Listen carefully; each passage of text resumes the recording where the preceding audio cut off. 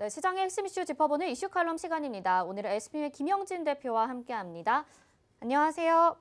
네, 안녕하십니까? 네, 대표님 글로벌 자산 시장이 4월 들어서 조금 더 긍정적인 분위기로 가고 있는 것 같은 느낌인데 그에 비해서 코스피는 좀 무거운 느낌이 들거든요. 이 코스피 전망 어떻게 보시나요? 네, 그렇죠. 좀 안 좋게 해석도 가능한 그런 모습인데요. 11월 이후에 코스피가 상대적으로 강세 보였다는 얘기는 말씀을 드렸었고, 그때 표로 이 수익률이 좀 우리가 좀 빨리 올랐었던 것까지 보여드렸었는데, 그 이후로 어떻게 됐는지 다시 한번 업데이트를 해서 오늘 자료를 한번 만들어봤습니다. 그 그림을 보시면은 붉은색 선이 이제 코스피의 상승률입니다. 작년 팬데믹 3월 이후에 수익률을 구한 것이고요. 그리고 나스닥하고 다우지수를 비교한 겁니다. 푸른색 선이 나스닥 지수인데요. 보시면은 이게 11월부터 빨간색 선이 빠르게 올라왔다가 넘어섰죠. 나스닥 수익률을. 그리고 나서는 다시 좀 상대적 약세로 들어선 거죠. 그래서 2월부터는 나스닥이 더 오히려 강하게 상대적인 강세를 보이고 있는 것이고 특히 3월 후반부터는 좀 더 강하죠. 그래서 이제부는 거의 두 선이 만났습니다. 그래서 코스피의 상대적인 그동안의 강세가 이제 거의 마무리됐다. 이제부터는 오히려 나스닥 시장이 강세로 가는 게 아닌가. 오늘까지 수치상으로는 거의 비슷해진 것이고요. 그래서 앞으로는 좀 동행하는 것 아닐까 생각이 들고요. 근데 제가 뒤쪽에서 말씀을 드릴 게 뭐냐면은 글로벌 경제 회복을 하긴 하는데 미국 중심의 회복이라는 것입니다. 그래서 앞으로도 이게 디커플링이 좀 더 강화될 수 있다. 이 점은 우리가 좀 주의할 필요가 있어 보입니다. 그러니까 우리는 내린다가 아니라 좀 더 오를 수 있다라는 점을 우리가 좀 주의할 필요가 있지 않을까 이런 생각이 듭니다. 그리고 이벤트 성격으로 이제 내일 옵션 만기일이 있죠. 그래서 저는 사실 옵션 만기일 같은 거는 별로 그렇게 크게 언급을 드리고 싶지 않은데 장기 압박 요인으로 작용이 되고 있는 이미 작용이 되고 있는 것이 아닌가. 그래서 선물지수 247포인트 여기만 가면 계속 밀리죠. 종합지수로 환산하면 3,140포인트요. 그래서 그러면서 이제 수렴 과정이 만들어지고 있는데 그 수렴의 마무리 시점을 구하면은 그게 또 공교롭게도 내일 정도 되거든요. 그래서 내일 지나면 어느 정도 방향을 잡아가면서 고점의 압력이 좀 완화되지 않을까. 물론 이제 수렴 이후에 하방 이탈해버리면 좀 하락도 나올 수가 있겠지만 지금 시장 흐름으로 보면은 상방이 막혀 있는 그런 모습 속에서 조정을 보이고 있기 때문에 여기서 하방 이탈한다기보다는 상방 쪽으로 가지 않을까. 그 가능성이 약간 좀 더 높지 않을까 이렇게 생각이 되고요. 오늘 의미 있는 재료는 사실 삼성전자 앞에 분들도 말씀을 하셨지만 이 실적 개선이 상당히 중요하죠. 글로벌 경기가 회복은 되고 있는데 기업 실적으로까지 이어지는가 이제 그게 중요했었는데 유동성 공급을 한 다음에 이제 소비 회복으로 갔고 거기에 이어서 경기 흐름하고 기업 실적이 개선되기 시작한 게 수치로 나타나기 시작했다는 게 큰 의미죠. 그래서 그동안에 이제 글로벌 유동성 정책은 계속 말씀을 드렸지 않습니까? 근데 그 이후에 단계별로 놓고 봤을 때는 공급이 유동성 공급이 된 다음에 소비가 늘어나고 기업 실적이 좋아지고 고용이 좋아지고 그래가지고 다시 소비가 늘어나고 또 원래 맨 끝에 소비가 있어야 되는데 그게 중간으로 딱 온 다음에 지금 기업 실적까지 나타나고 있기 때문에 이제부터는 유동성 공급 정책의 효과상으로 놓고 봤을 땐 중반전으로 들어섰다. 이렇게 보시면 될 것 같습니다. 의미가 있는 거죠. 그래서 그동안 많이 상승을 이제 시장이 했었는데 그래서 상승 모멘텀이 좀 애매했지 않습니까? 그러한 상황에서 거기에 기업 실적 개선이 추가됐다라는 점, 그 점에서 좀 의미 있는 모습이 아닐까. 오늘 이후는 다른 기업 실적들도 괜찮게 나오면서 특히 미국 쪽에서는 기업 실적이 더 좋게 나올 거라고 예상이 되고 있기 때문에 글로벌 시장 강세 쪽으로 한번 생각해 볼 필요가 있지 않을까 이렇게 생각이 된다 말씀드리겠습니다. 실적 개선에 따라서 긍정적으로 시장 작용할 수 있겠지만 그래도 글로벌 시장과 이 코스피의 디커플링 현상은 염두에 둬야겠다 이렇게 말씀을 해주셨습니다. 그런데 이제 글로벌 시장을 보자면요. 어제 이제 IMF가 내놓은 세계 경제 성장률을 6%로 또 상향 조정을 했거든요. 이 부분에 대해서 자세하게 좀 말씀 좀 해주세요.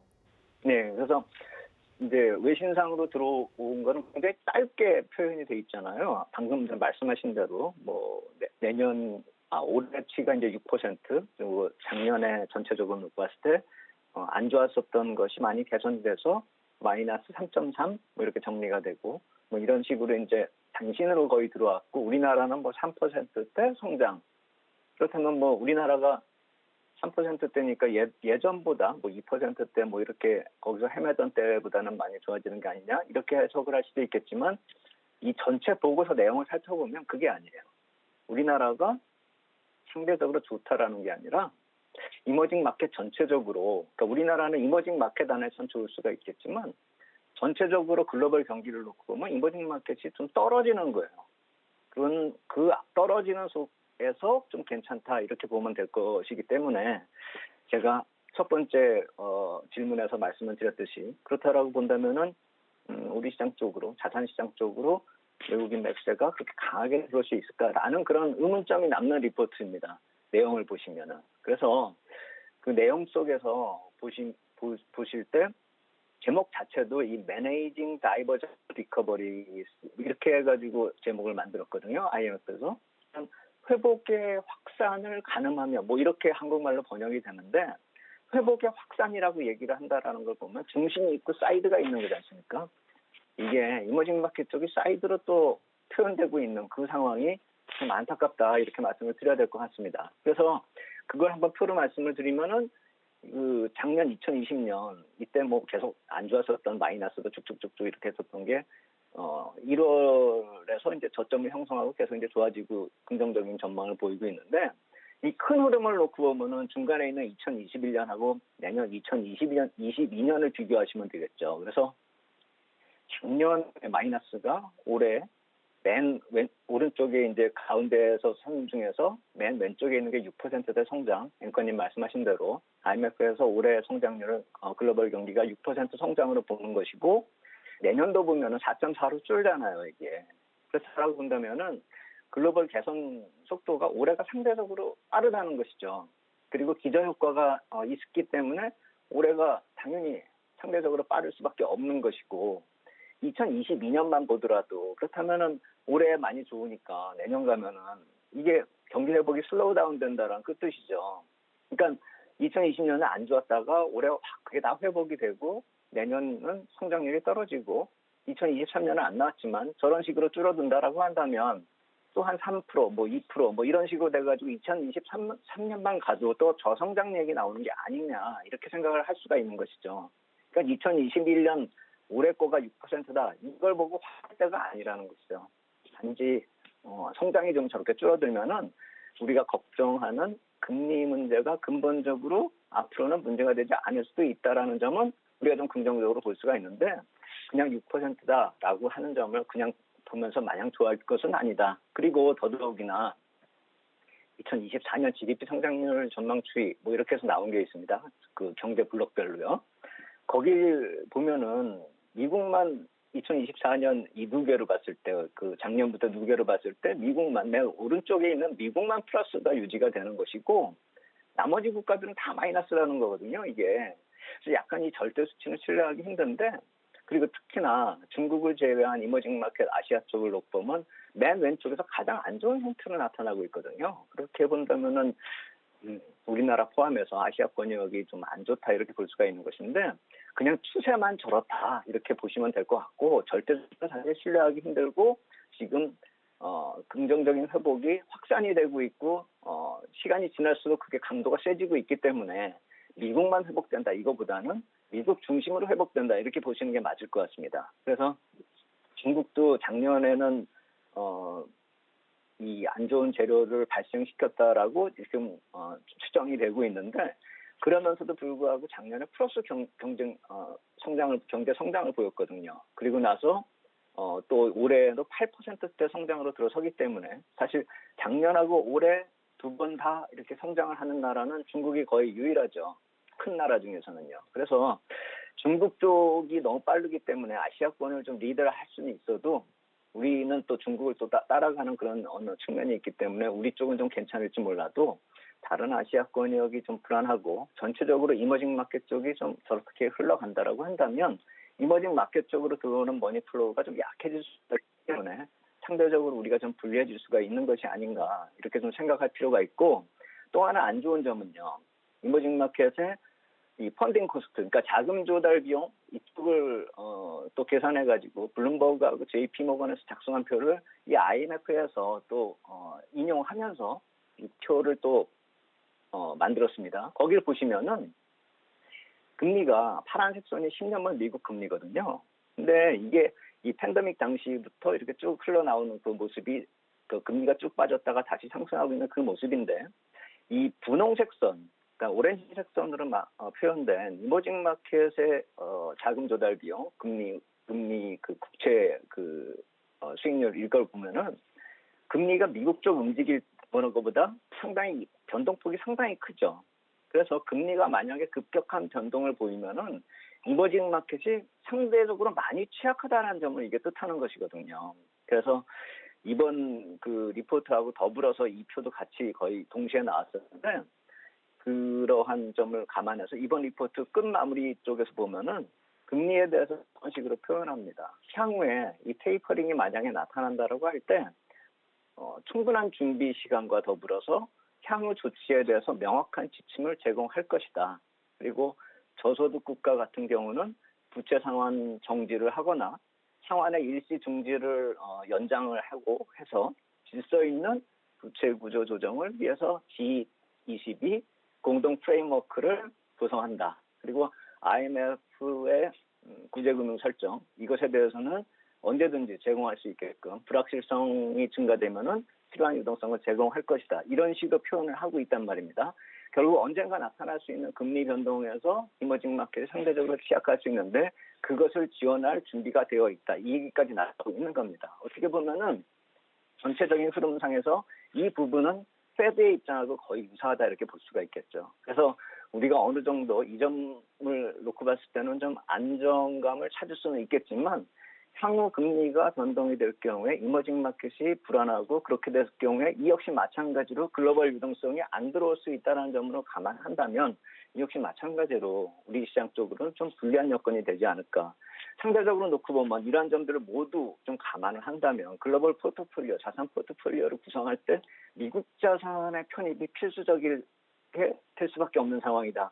우리가 예전에 이 팬데믹 발생한 이후에 미국 자산 버리고 이머징 마켓으로 좀 가야 되지 않느냐 이런 주장들이 있었는데 결국에 다시 돌아와 보니까 미국 중심의 회복이 나타나고 향후에도 미국 중심의 안정적인 흐름이 나타날 것이다. 이렇게 전망이 되고 있기 때문에 우리가 예상했었던 이머징 마켓의 상대적인 이것은 좀 요원할 것 같다. 미국 중심으로 우리가 다시 지켜봐야 되지 않을까. 최근에 이번에 나온 리포트는 그것을 의미하고 있다. 이렇게 말씀을 드리겠습니다. 세계 경제 성장도 미국을 중심으로 일어날 가능성이 크다. 그리고 이 금리 변동에도 이머징 마켓에 좀 더 취약할 가능성이 있다. 이 부분 언급을 해주셨습니다. 이제 금리가 어느 정도 변동성이 시장에 반영이 됐다라고 생각이 들었었는데 그럼 앞으로도 계속 주목을 해야 되는 거겠죠?